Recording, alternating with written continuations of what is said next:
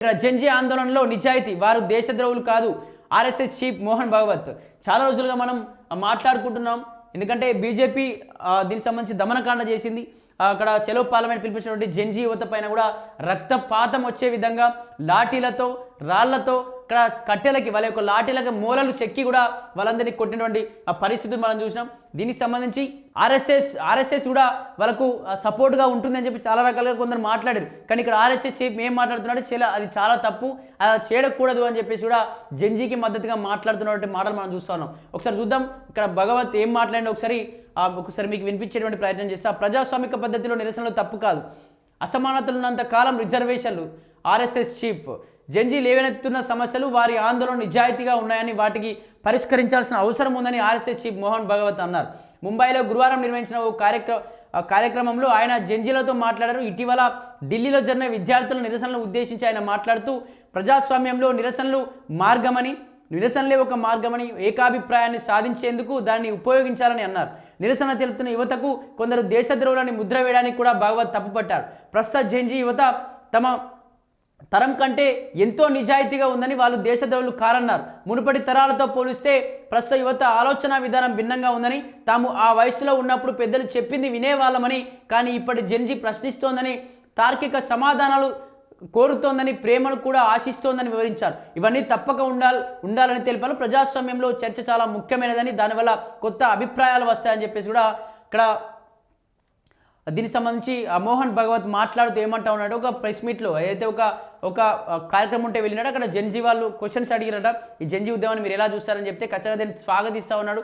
జెన్జీలు చాలా మారిపోయారు, ఒకప్పుడు మేము జెన్జీలుగా ఉన్నప్పుడు ఇంత పెద్ద ఎత్తున మేము ఉద్యమాలు చేయాలంటే భయపడే వాళ్ళం, రాజకీయ నాయకులకు భయపడే వాళ్ళం, మమ్మల్ని చిత్రహింసలు పెట్టేవారు, మా పైన కేసులు వేసి ఇబ్బందులు పెట్టేవారు, కానీ వాళ్ళు నిజాయితీగా వస్తూ ఉన్నారు. ఇప్పుడు జెన్జీ ఏంటంటే ఒక మాట చెప్తే దానికి ఆధారాలు అడుగుతూ ఉన్నారు, ఖచ్చితంగా వాళ్ళకి క్లారిటీగా సమాధానం చెప్తే తప్ప వాళ్ళు వినట్లేదు అని చెప్పి కూడా ఆ మోహన్ భగవత్ మాట్లాడుతూ, అలాగే కేంద్ర ప్రభుత్వాన్ని కూడా హెచ్చరిస్తూ ఉన్నాడు. ఏదైతే కొందరు దేశద్రోహులు అని చెప్పేసి, యాంటీ నేషనల్స్ అని చెప్పేసి మాట్లాడుతూ ఉన్నారు, వాళ్ళు ఎవరు కూడా దేశద్రోహులు గారు, నిజాయితీగా కొట్లాడి వాళ్ళ యొక్క హక్కులను సాధించడం కోసం నిజాయితీగా పోరాటం చేసిన వాళ్ళు, కానీ ఇక్కడ వాళ్ళు దేశద్రోహులని లేకపోతే యాంటీ నేషనల్స్ కాదు అంటూ కూడా ఇక్కడ మోహన్ భగవత్ డైరెక్ట్ బీజేపీనే క్వశ్చన్ చేసినట్టుగా తెలుస్తోంది. అలాగే రిజర్వేషన్లపై కూడా మాట్లాడి, రిజర్వేషన్లు అంబేద్కర్ కళ్ళతో చూడాలి. కులాధారిత రిజర్వేషన్లపై భగవత్ స్పందిస్తూ సమాజంలో అసమానతలు వివక్ష ఉన్నంత కాలం రిజర్వేషన్లు కొనసాగుతాయని స్పష్టం చేశారు. అయితే రిజర్వేషన్ల వల్ల సామాజికంగా ఆర్థికంగా ఉన్నతి సాధించిన వారు స్వచ్ఛందంగా ఆ ప్రయోజనాలను వదులుకోవడానికి ఉదారత చూపాలని కోరారు.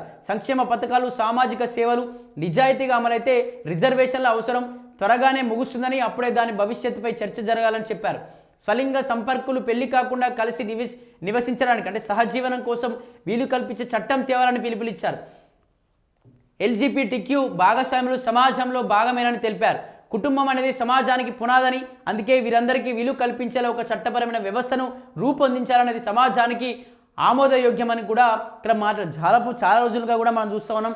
ఇట్లా ఈ విధంగా సపోర్ట్ చేశారని చెప్పేసి ఎవరు అనుకోలేదు, ఎందుకంటే ఒక ఆర్ఎస్ఎస్ అనే సంస్థ బీజేపీకి సపోర్ట్ చేస్తుంది, బీజేపీ ఆర్ఎస్ఎస్ ఒకటే అని చెప్పేసి రకరకాలుగా మాట్లాడుతూ ఉంటారు. అది కూడా ఎక్కువగా చర్చల్లో అదే నడుస్తూ ఉంటుంది, వీళ్ళిద్దరు ఒకటే. ఇక్కడ ఏది మాట్లాడినా హిందువులే కోసమే, లేకపోతే హిందూ దేవులే ఉండాలి, వేరే ఏ మతస్థులు ఏ కులస్తులు ఉండదు. అసలు నిజంగా వీళ్ళు మతం కలిసే ఉందామంటారు, కానీ గడప దాటితే మళ్ళీ వేరే కులం అది వేరే కులం అని బీజేపీ మాట్లాడుతుందని చెప్పి చాలా రకాలుగా మనం మాట్లాడుకుంటాం. ఇక్కడ మోహన్ భగవత్ మాట్లాడుతూ రిజర్వేషన్ల పైన ఏదైతే రిజర్వేషన్ హఠావో అనేటువంటి ఒక ప్రోగ్రామ్ నడుస్తూ ఉంది, దీనికి సంబంధించి రిజర్వేషన్లు తీసేయాలి, ఇంకా ఎన్ని రోజులు రిజర్వేషన్, ఓన్లీ అంబేద్కర్ వాళ్ళ యొక్క ఆర్థిక వ్యవస్థ బలపడేంత వరకే ఒక 10 సంవత్సరాలకు రిజర్వేషన్ పెట్టండి, తర్వాత తీసివేయచ్చు అని చెప్పేసి రాజ్యాంగంలోనే రాసిండు. కానీ ఎందుకు మీరు మళ్ళీ దాన్ని తీసేయట్లేదు, రాజకీయ నాయకులు మీరు ఎందుకు మీ యొక్క ఓట్ల కోసం వాడుకుంటూ ఉన్నారని చెప్పేసి కొందరు రిజర్వేషన్లకు వ్యతిరేకంగా ఉన్నటువంటి వ్యక్తులు కొందరు పెద్ద ఎత్తున మళ్ళీ కదులుతూ ఉన్నారు. ఎక్కువ ప్రొటెస్ట్ పెద్ద ఎత్తున సోషల్ మీడియాలో వైరల్ అవుతూ ఉంది.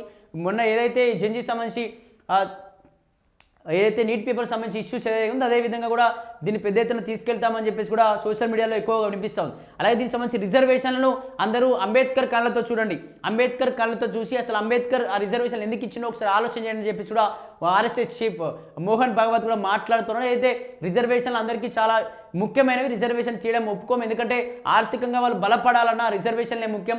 ఏదైతే ఆర్థికంగా బలపడ్డ వాళ్ళకి రిజర్వేషన్లు అవసరం లేదు, నేను కూడా దాన్ని స్వాగతిస్తున్నా. కానీ ఆర్థికంగా ఎవరు బలపడలేదు, ఇప్పటికీ కుల వివక్షలు జరుగుతూనే ఉన్నాయి.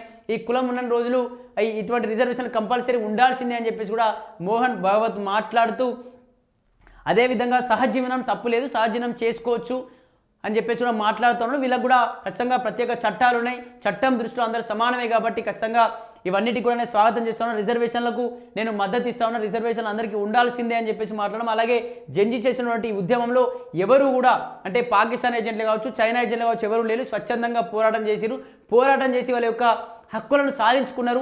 ఇది ఏ ప్రభుత్వమైనా ఇదే మాట చెప్తా, కానీ ప్రభుత్వాలు మాటలు కరెక్ట్ కాదని చెప్పేసి మోహన్ భాగవత్ ఇక బీజేపీకి చెంపపెట్టిగా మాట్లాడినట్టుగా కూడా ఇక్కడ మనకు తెలుస్తూ ఉంది.